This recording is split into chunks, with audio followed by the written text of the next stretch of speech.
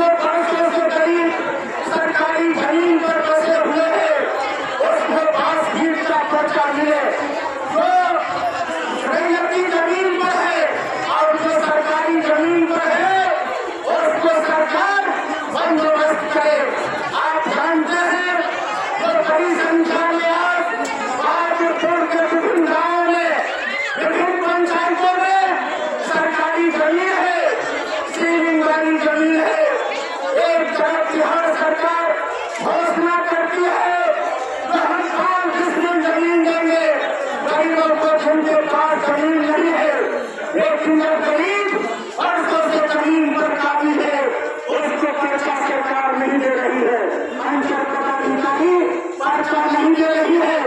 लाख अंचल पदाधिकारी आए थे हम लोगों से वार्ता करने के लिए, उन्होंने कहा जो मिर्जापुर और कर्री का 15 दिन के अंदर में हम पर्चा देंगे।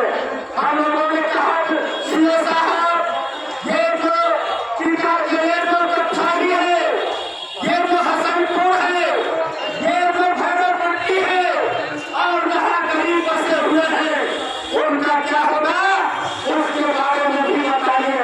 उन्होंने कहा जो आवेदन दीजिए हम जांच कराएंगे। हम कहना चाहते हैं हम लोगों ने तो शब्दों में कहा तो आपने कहा था जो एक सप्ताह के अंदर मिर्जापुर के भूमिहीनों जो वर्षों से गरीब जमीन पर है घर बनाए हुए हैं उसको हम राष्ट्रगीत का पर्चा देंगे। आपने कहा था जो कर्री के गरीबों को हम एक सप्ताह में राष्ट्रगीत का पर्चा देंगे। इस बार हम लोग कार्रवाई के लिए आए हैं, आपको पर्चा देना पड़ेगा। वैसे गरीब यहाँ से जाने वाले नहीं है।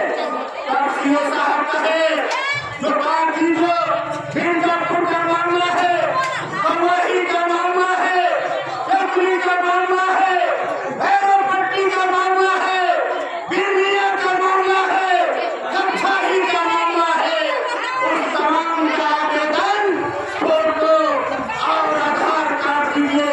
हम लोगों ने कहा जो बगल में घोषणा भी है वहाँ के बारे में भी आप बताइए। उन्होंने कहा वहाँ के गरीबों को भी पर्चा मिलेगा। हम कहना चाहते हैं हम जो लड़ाई शुरू किए हैं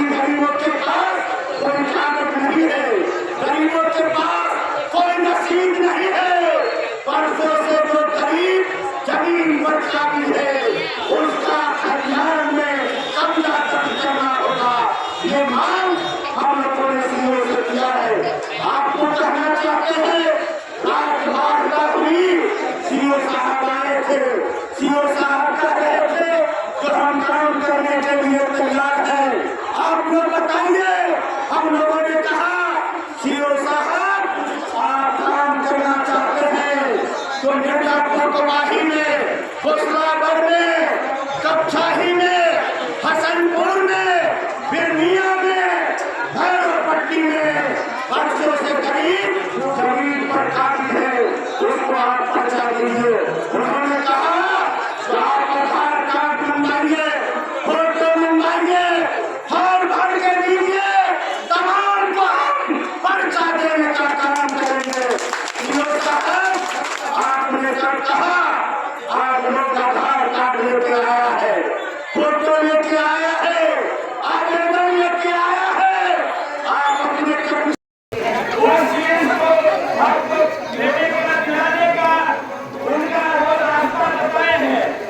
उन्होंने इस बात को भी रखा है यहाँ पे कि आज गरीब किस तरह से इस अंचल के अंदर इतने दूर दूर से आते हैं और दलाल की चोरियां उन्हें ठक्कर लगाते हैं, पैसा लेने के बाद ठग लेते हैं, लेकिन उनका काम नहीं होता है। उन्होंने सही रास्ता बताया, लोगों को चलने का रास्ता बताया है।